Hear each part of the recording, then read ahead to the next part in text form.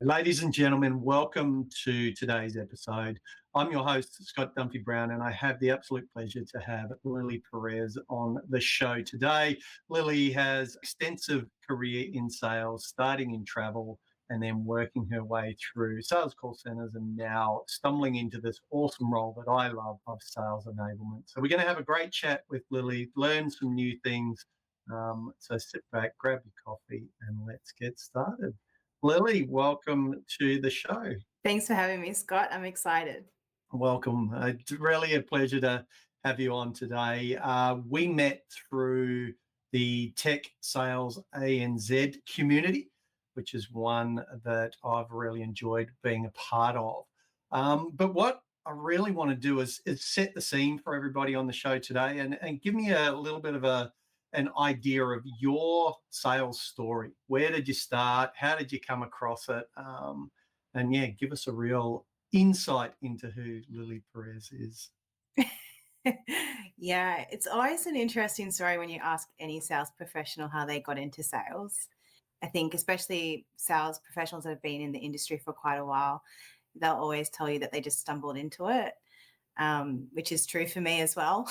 I was always really interested in psychology and why people did the things they did. So I was studying criminology. And before I was going to get into a serious job, I thought, I'll work in travel for a bit because I wanted to see the world, have experiences, meet interesting people. So I started working in travel and sales and then fell in love with it. So yeah, kind of just stumbled my way, fell into sales like a lot of people. But sales is such an interesting and dynamic space to be in, and you can use your skill across multiple different industries. It's the multiple aspects of psychology, talking to people, technology, finding efficient ways, processes. So it's just such a dynamic space to be in. So that's why I never really left. Got the bug. It bites us, right? It's an absolute, almost becomes an obsession and an addiction, but it is, as you say, that connection with people and uncovering people's challenges and how can you solve that. Yeah, exactly. And I think that's what drew me to Pointer and also the community is the mindset of sales professionals is always to, one, help others. And the intention is always to help fix and find solutions to problems. And that's the core of what sales is. And that's what's always been interesting to me, which is why I've stayed. That's right. And now embarking on this huge new area for you around sales enablement. And I guess that's probably something I'm keen to understand is what's your current take on sales? So if we look at 2025, we've got the introduction of AI, we've got new ways of doing things. Give me your take. What are you seeing at the moment? It's an interesting time, and it's kind of a bit of a scary time as well. A lot of uncertainty around AI, like there's discussion now on AI agents and how quickly that space is evolving. But you and I were speaking about, and you'll be hosting the book club on selling as human. And I think right now, more than ever, is people need that human connection. They need to feel seen and heard and understood. So I think the human connection is more important than ever in sales. And then using AI and automation as a complementary resource to help you as a salesperson. But I think now more than ever, people want to speak to people and want to feel heard and understood. So I think the emotional intelligence side, the empathy side the active listening side is more important than it ever has been. Yeah, and I think my take, there's been a huge impact on people's ability to connect as a human, especially since COVID. If we look, we've got catapulted into this shift of how do we communicate digitally.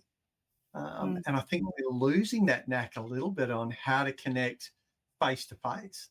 We had the fear factor of you couldn't be face to face with people, but I think we've almost got a bit complacent that I'll just jump on a Teams or I'll jump on a Zoom, and we're losing this ability to sit down and actually have a real conversation.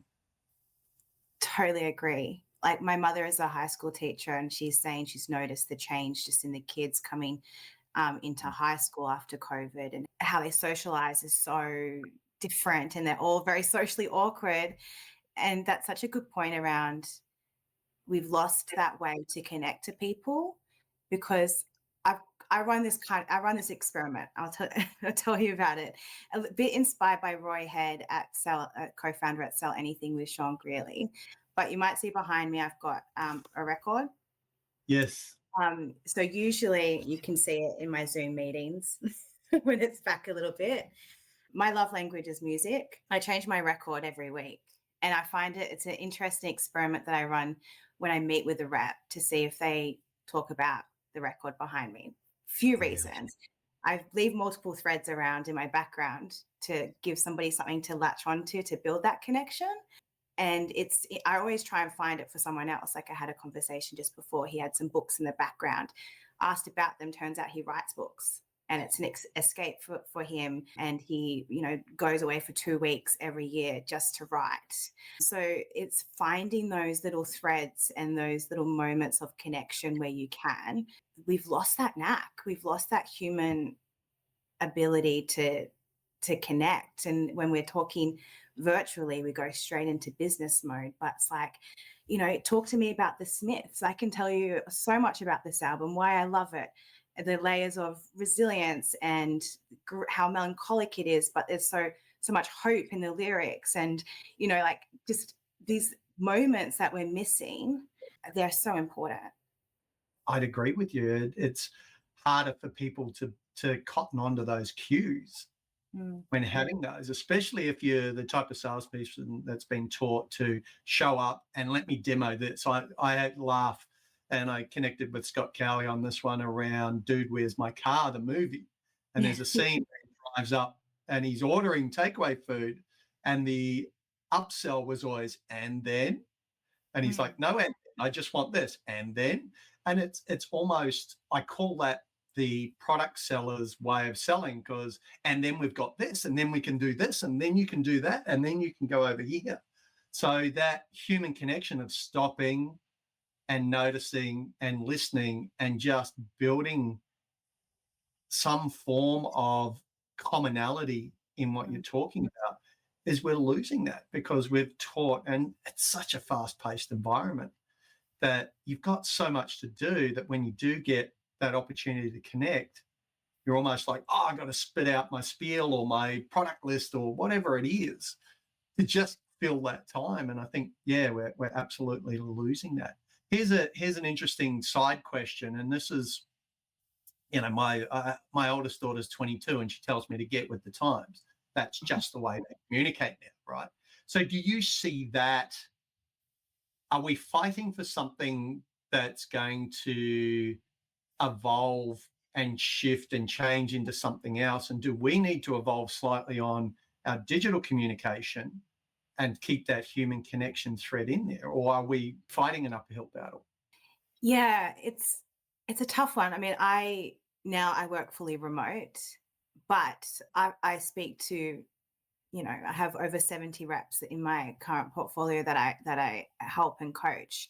So I'm talking to people digitally all the time. So I actually, because I am work alone, I make a conscious effort to make those connections to make myself feel fulfilled, because I'm not a true introvert. I'm not a true extrovert. I'm in the middle, but I need to have a deep, meaningful conversation to feel like, to fill up my battery, I suppose. So I think you have to be conscious about it. I think we can still have that in a digital age, but we just have to be intentional around how we connect and be human in the digital age. Yeah. Yeah. Interesting. No, I like it. I like it. I think there's a lot to explore in that world, because I think if I look at me, I'm a lot older. So am I stuck in my ways and go, it's all about knocking on doors and shaking hands and kissing babies?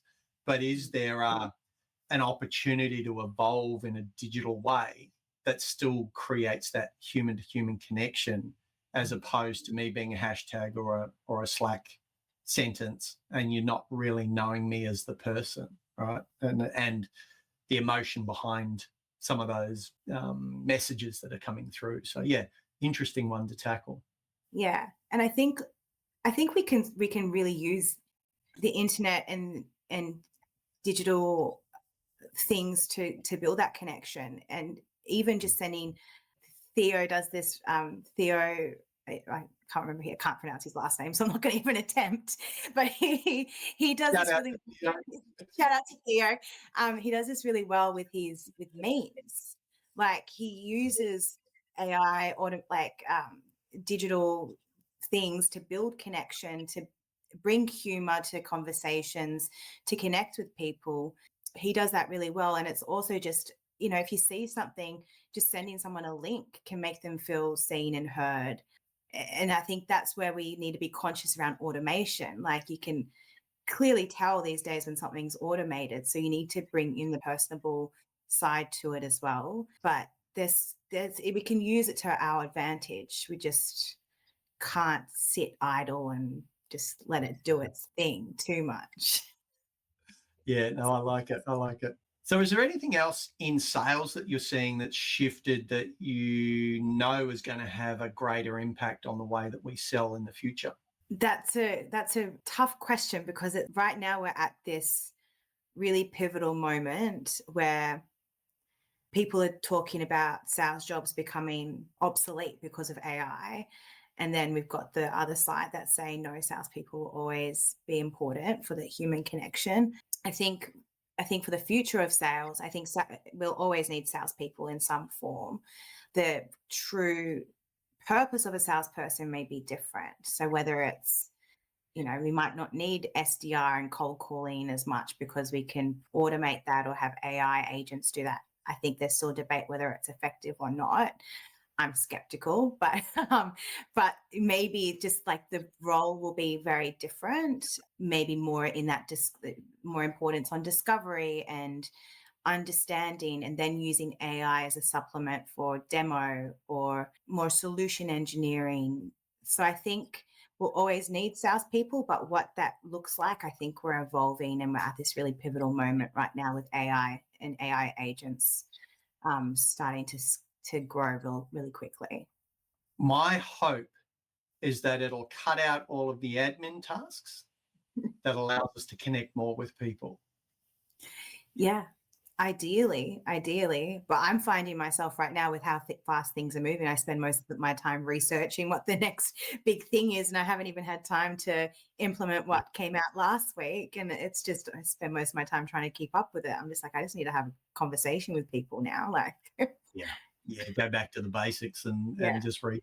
Yeah, I agree with you. It can be overwhelming what's happening, and I see that in the community in tech sales, that so many people have got a better handle on it, and they're creating new and inventive ways to utilize ChatGPT. But it's then working out, what does your ecosystem look like? What's the one bit that works for you, and what's the one bit you go, oh my God, that's just too hard. How do I buy that in? So yeah, I think there's still a ways to go. We're such an infancy stage of AI and what it can do. So it's interesting and scary to see where it's going to go. Yeah, it can do like so much good, but then the amount of good it can do infinitely bad as well. So yeah, it'll be interesting to see. Well, tell me a bit more. I know when we chatted before, when you were in the call center, you said you had some great stories around how you structured that I remember looking on your LinkedIn, some of the great things that you had achieved in there. And what I was really interested in was the environment and the structures that you created within that call center that actually created those results or delivered those results for you. Give me a sense of what were some of the things you found were really, really important to create that environment where people were able to go and be successful. Good question, because call center agent is like one of the hardest jobs. SDR is one of the hardest jobs you can have in sales, and turnover is crazy because it's a ruthless and relentless job, and sometimes really unforgiving and tough. So building a good sales environment, I think, first starts with making sure your team feels safe, psychologically safe, safe to make mistakes, safe to step away for a moment if they've had a tough call. Call centers traditionally are super ruthless in terms of workforce management. We're talking like monitoring down to the minute, down to the second of what a contact center agent is doing, scheduling their toilet breaks in some instances, in some contact centers.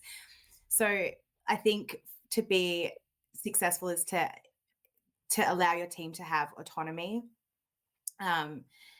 give them full trust, but make sure that they feel safe to mess up and that you'll catch them if they fall, and so that they can learn from their mistakes. I think that's the first step in making a good sales environment. And the second is to make sure that they're set up for success, so that the systems and processes are working the way they should, and also identifying when they're not, and not blaming the team on that too, because I find that happens a lot in contact centers. If something's broken, then it's down to the team to bring up productivity and work harder. And then I think the third is just to give constant development and coaching. In a contact center, sometimes, again, like going back to workforce management, if the dashboard is red, then everything else gets put to the bottom of the list. Like, you have to clear the dashboard, which is super important. But you need to make sure your processes and your forecasting is right, so that you can protect your team's time for coaching and training and professional development. So I think being really conscious of that, so that your team feel valued. I think that's a few things I think make for a successful sales environment. Yeah, absolutely. And I think that sings a lot to my heart around the coaching and the training. And I know from a sales enablement perspective, sometimes we can get a bad rap because the silver bullet of training is just throw them in a room for an hour, train them on 12 hours worth of content, throw them back out on the floor and expect them to digest it. But we also have to understand that we can't just drag people off the floor for a day to do training. And I think that coaching piece is really, really important, but in the moment coaching too, like catching them in the moment, asking them how it went, providing that feedback there and then, and as you say, protecting that coaching time. It's often the first thing to go when stuff's hitting the fan is, okay, well, we can't train today, or your coaching session's done, or more importantly, that coach is not showing up on time. Oh, can we push it back? Can we change your coaching time? Can we? You start to lose that care for the frontline salesperson, and protecting that is really invaluable from doing it. I think people miss that training's only 10% of how a person learns. So that's just the theory piece. Throw them some theory, throw them a methodology, throw them a framework. Now go and do it. But it's getting coached and learning on the job that really cements and builds that mastery. Builds that mastery, but also makes them feel cared for. And there's so many stats on when any employee doesn't feel like their manager or leader or business is invested in their development, that the turnover rate and the employee satisfaction rate, just a simple thing of making sure they get their hour coaching a week can have dramatic impacts on your business. Yeah, and it's interesting. I'm looking at talent life cycles at the moment. It's one of the veins of things that I've really cottoned on to, because that's a lot of the stuff I did in my sales enablement days. But when we look at the onboarding, when people are leaving the business, often the highlight area is, oh, I'm going for more money.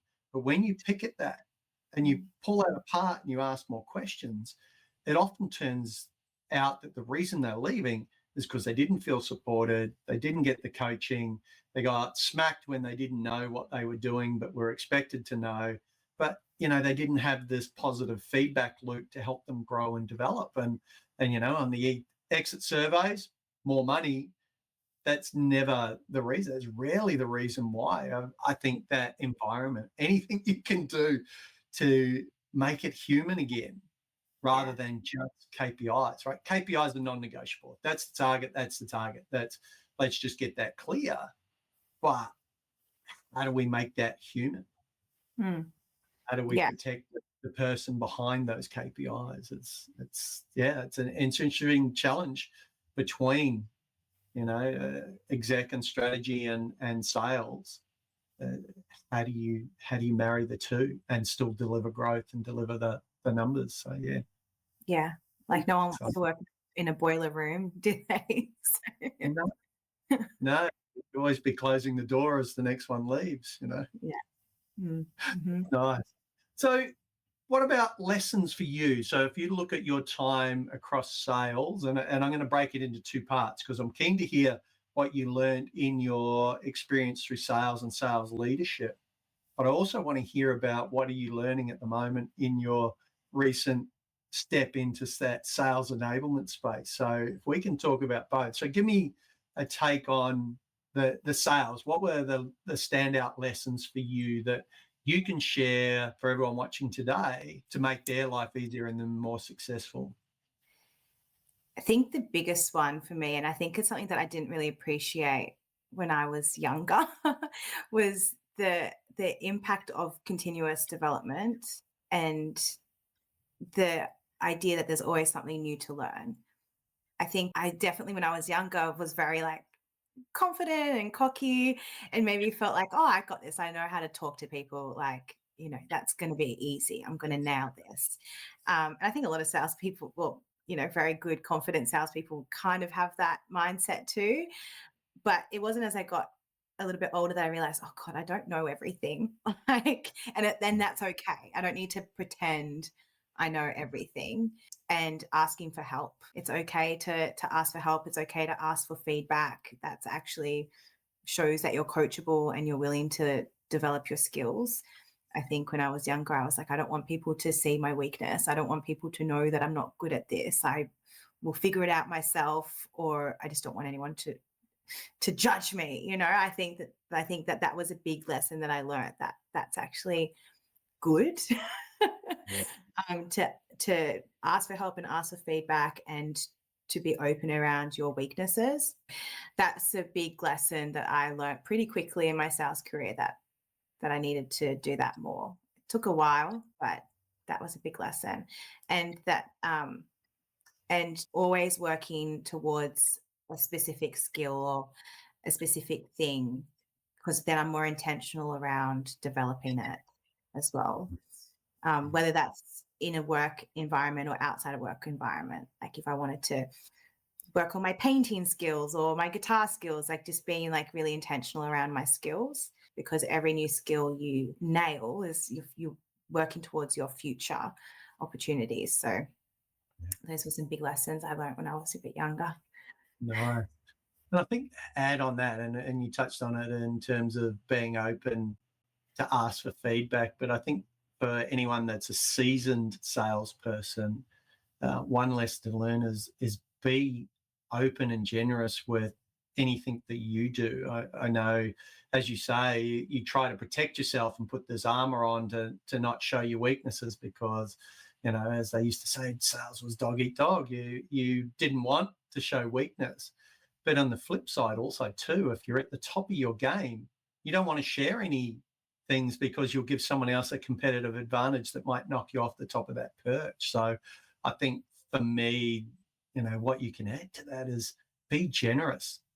I love giving people stuff that they can go and be successful, because if they can be better than me, that means I've had a part to play in that. So yeah, the more generous you can be as well. If you're not new to sales, right, you've been around and you're getting a bit rusty like me, then how do you impart that? Because if you help others rise, then the growth of the business grows at the same time. So Mm. And that's what I really loved about when I first found Pointer in the community, was how willing everyone was to share their knowledge, and just for no other reason than they genuinely wanted to help people. Like, I've got a list of people that when I was looking at breaking into tech sales and changing, my career and my job, that I had reached out to, that Adam, they didn't get any benefit of having a 45-minute conversation with me, but they just genuinely wanted to help. I think that that's what I really love about the community that Pointer has, and the sales community in Australia and New Zealand is that's like actually the culture within the industry. And I think it's so important too, because tech sales is so tough. And like you said, dog eat dog world, like we're seeing big businesses make really big cuts to their workforce, and it's the business model, right? Like, it's like just how business is, but it's ruthless, it's relentless. So seeing this community that Pointer has built, where everyone is willing to catch each other and support each other, has been really nice to see, and makes you feel like safe and heard too. Absolutely. And I'd iterate that some of the people on there that would consider me a competitor, it's never about that in the community. And that's what I love about it. We're in this together. All boats rise on a upward tide. So the more we share, the better we all get. So yeah, definitely. So second part of that question was really around the sales enablement. This is a new venture for you. I know you've done a lot around training and coaching and guiding in your past roles, but now you're stepping into this real world where it is full-time job. So what lessons are you learning at the moment? What are the new lessons from stepping into that role? A lot. So I had always wanted to get into sales enablement. What really interests me around sales enablement was the coaching aspect, because I felt like that's where I really enjoyed when looking at my career, my sales and my leadership career. I really just enjoyed seeing my team succeed and driving that within my teams. So I've always been interested in sales enablement. And what I'm learning, and what is so unique about this specific role with Pointer, is that I get to talk to brilliant people from all different industries, that are so open about their own knowledge, and we have such dynamic conversations. Like, I was speaking to somebody who works in construction SaaS. We're talking about unions and FIFO workers, and then I'm talking to someone in the travel tech space, and we're talking around ticketing and the pros and cons of travel agents. And then I'm talking to someone in a completely different industry around marketing and market research and projects. And what I really enjoy around that is that I'm having really impactful conversations, where I'm learning heaps, and where I hopefully the reps are learning heaps as well. And sales enablement, I think, is one of those roles that can sometimes get pushed to the side a lot. Like, it's like you have sales leaders, you have marketing leaders. But enablement's what ties everything together. And like, a sales leader might be in charge of a team, but they're looking at KPIs, they're looking at, they're having to have conversations with executives, they're held to a different standard, or have different priorities that generally will kind of take over that enablement and coaching side, depending on the size of the business and where they are in growth and a lot of things. But they have so many different priorities that they're having to juggle. So enablement, I think, is something that is so important, but gets kind of forgotten a little bit. So I'm really enjoying pushing the enablement importance within businesses in SaaS in Australia, and seeing that impact on not just the results, but the morale of the team and how they're feeling supported and how they're being able to have those vulnerable conversations that, if I was back at my career, would have changed my whole trajectory of my career. I probably would have been sitting here earlier, So I think enablement is so, so important, but it's forgotten a lot or pushed to the bottom of the priority list. So, so it's an interesting space to be in. Yeah, there is a very good tug of war that goes on in the enablement space. And I think as enablers, we can do a better job of outlining the strategic importance of enablement and the results. I think it's a little bit harder to sometimes measure return on investment on some of those enablement projects that we get to work on. But once you start doing that and you can equate results to the activities and the projects you do, what you deploy from an enablement perspective, I think we'll start to see that have more priority. And I think that's up to us as enablers to really push that agenda. And I think it has evolved. Like if I look at when I started, nearly 15 years ago, it was sales training. Just do a training session. Whereas now there's so much more. There's RevOps, there's revenue enablement. It's full life cycle. You're a mediation point between product and marketing and sales, and you're this person that tries to keep them all together and singing the same music sheets. So I think you're right.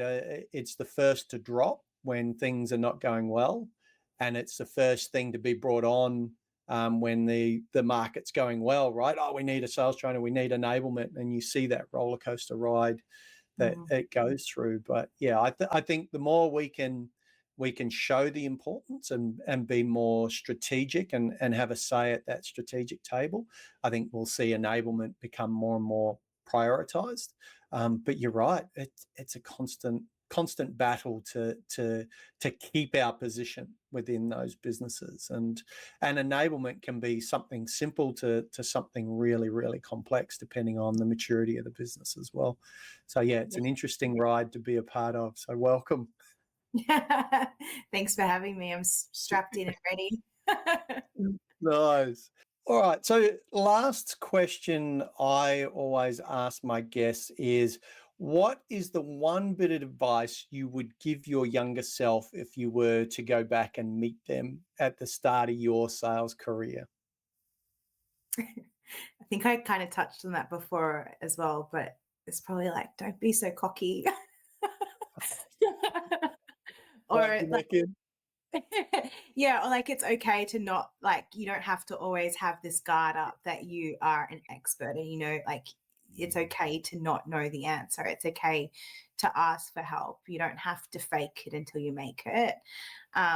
Because I would have learned so many more lessons and so much more when I was younger if that was my mindset. So I would 100% say, like, it's okay to not have this facade of being strong and composed and knowing everything. It's okay to be vulnerable and ask for help. That's what I would tell her. Poor thing. I don't know what's going to hit her. Lili, I want to say a heartfelt thank you for joining me on the show today. I think there's a lot that really stands out and things to share. I'm really excited to watch your journey in sales enablement. And I know we've had some chats before just to help set some direction there. I think you've got an awesome opportunity ahead of you, especially in Pointer and the business model that Ricky Cameron and yourself are driving to just bring salespeople up to the next level. So I'm interested to continue to watch that journey. Listen, if anybody wants to reach out, I will have Lili's LinkedIn profile in the description below. So Lili, do you want to tell me a little bit more about the community that you've got there at Pointer and some of the things that people can get involved with? Yeah, absolutely. So the Tech ANZ community on WhatsApp, you can find the link in my LinkedIn, in my About Me section. That's free. So join in. We've got over 400 sales professionals and sales leaders in there. We call it like the think tank. So if we have any questions about what's happening within the industry, we just drop it in there, and within 2 minutes we'll have 5 experts giving us their replies. So join the Tech Sales ANZ community and WhatsApp, completely free. At Pointer, we also help B2B SaaS businesses in recruitment and also training and enablement. So if you have any interest in learning more, please reach out to me on LinkedIn as well. But yeah, look forward to seeing you all in the community.